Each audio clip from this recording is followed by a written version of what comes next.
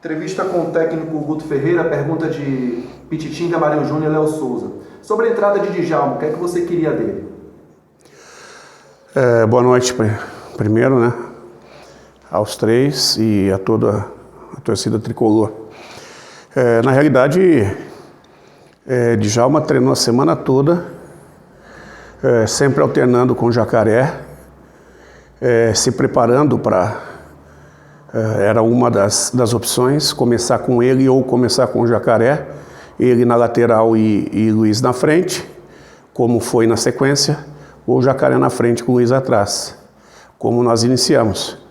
Por quê? Porque Djalma é um jogador que tem um dos chutes mais fortes do grupo e direcionado, é um jogador que pega muito bem na bola e a entrada dele foi objetivando isso, né? E graças a Deus deu tudo certo. Ele, além do lance de gol, que o goleiro soltou e o Marcelo fez o gol, ele deu pelo menos mais 2 chutes perigosíssimos, além da falta que estourou no peito do goleiro e deu rebote. Então são 4 ações de qualidade que nós trabalhamos durante a semana e o Djalma foi muito feliz e eu estou muito feliz com a atuação dele. Pergunta de Fábio Passos. Ele pergunta sobre a manutenção, segundo ele, insistente de Marco Antônio como titular do time. Como é que você avalia? Eu acho que em cima de um triunfo tão difícil como foi, eu acho que a opinião dele é extremamente, me desculpe, mas na minha opinião desprezível para mim, porque por que ele não falou do Marco Antônio no jogo passado? Por que ele não perguntou o jogo passado sobre o Marco Antônio? Né? Criar um comentário depreciativo a respeito do Marco hoje, que não foi tão bem, mas os 3 jogadores nossos de frente tiveram dificuldade. Só que se não fosse a mobilidade deles, talvez os que entraram depois não tivessem conseguido fazer o que fizeram.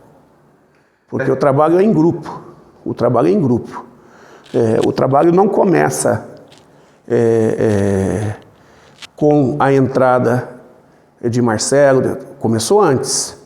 Houve um desgaste dos adversários e para que eles pudessem entrar já num outro patamar e tivessem a felicidade de conseguir o que conseguiram.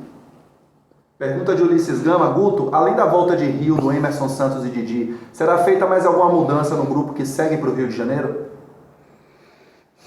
Vamos ver o que nós vamos ter. Nós temos jogadores que vão chegar para avaliação física, né? Acho que não temos ninguém fora por cartão. E aí nós vamos tomar decisão. Nós temos a viagem é só no sábado, nós temos quinta e sexta para fazer uns treinos mais decisivos aí para definir quem é o grupo, e aí o sábado o treino final. Pergunta de Douglas Santana, ele faz pergunta sobre Marcelo Rian e a evolução dele no grupo. É um jogador, como eu falo sempre, um jogador em potencial, um jogador para ser aproveitado em determinados momentos, que vem crescendo, hoje colheu tudo que trabalha, saiu muito bem da partida, foi importantíssima a sua entrada, fez o gol do empate, no rebote do goleiro, bateu a penalidade com muita personalidade, e tudo isso ele planta diariamente com treinamento sério, com dedicação. É um menino que se dedica muito, que ouve bastante, né?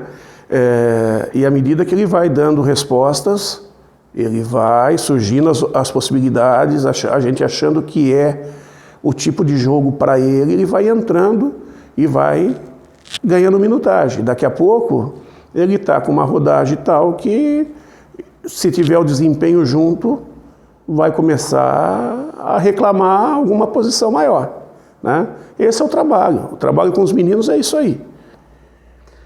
A pergunta de Del Machado, né? Ele pergunta, Guto, sobre o jogo de Davó e a demora para tirar o atleta. Eu acho que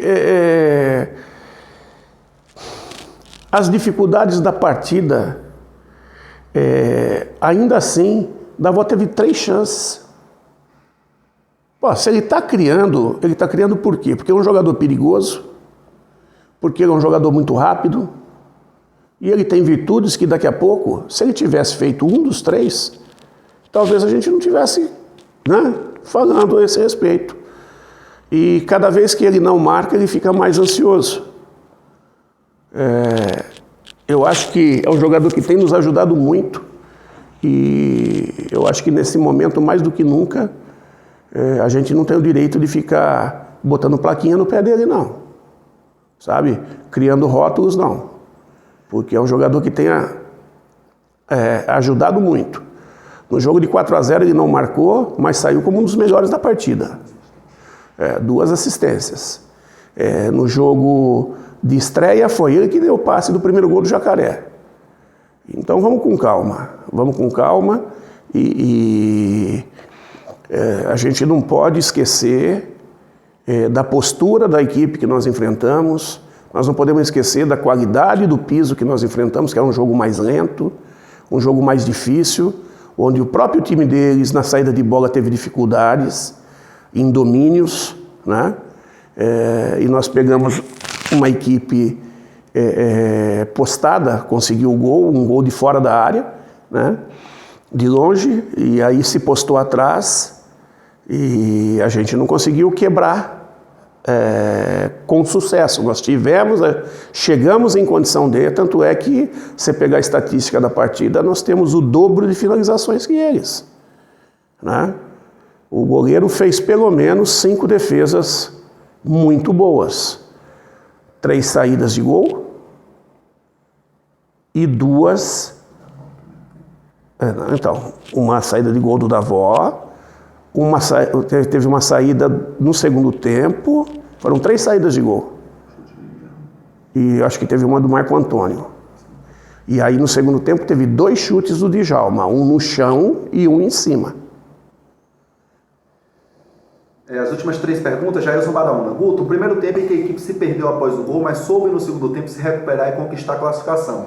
Qual a lição que fica no jogo de hoje? Eu acho que o que fica é uma coisa que mais as pessoas daqui que vivem o futebol aqui da região falaram. Pô, seu time não desiste nunca. Eu acho que é esse espírito que tem que ser exaltado no Bahia. O Bahia não desistiu. O Bahia foi até o final. Só quem estava aqui sabe o que foi esse jogo, da maneira que foi esse jogo. A pressão que foi, estádio pequeno, lotado, chuva, grama de jardim. Tanto é que nós tivemos alguns problemas físicos no final, de desgaste por causa do tipo de piso, e eles sentiram mais que a gente. Eles foram no limite deles e alguns ultrapassaram o limite. E foi aí que a gente conseguiu fazer diferença, né?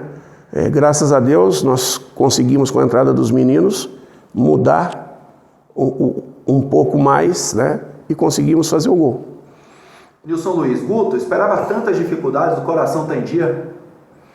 Eu estava calmo, cara. Estava calmo, até porque tem coisas que não está ao seu alcance. E mais do que nunca era um jogo que eu tinha que passar tranquilidade para a minha equipe. Também tinha, não vou dizer uma certeza clara, mas eu tinha uma intuição que a gente passaria. De que maneira, não sei, mas que a gente passaria. E graças a Deus tudo isso aconteceu. Última pergunta, Thiago Mastroianni. Guto, o que levou você a colocar força máxima no jogo sem poupar e por que o Bahia não conseguiu ficar com a vaga no tempo normal, na sua opinião? A força máxima foi que a gente veio de uma semana de folga, né?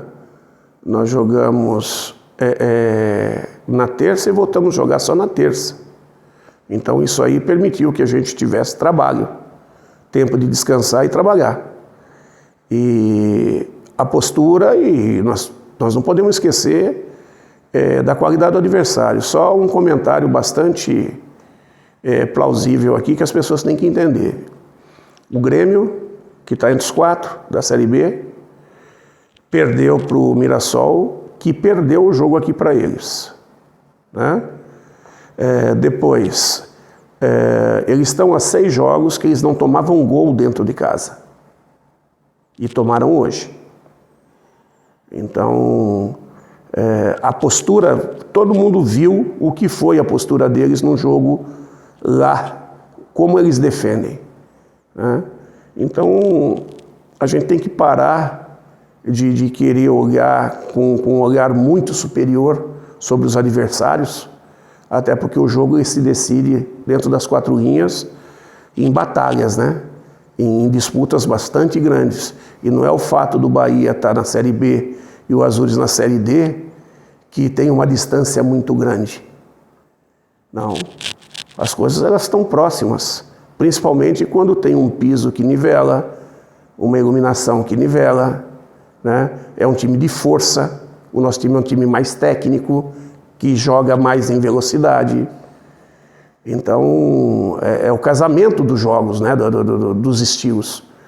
E, graças a Deus, nós conseguimos nos adaptar à condição da equipe deles e conseguimos, ainda assim, levar a classificação para casa.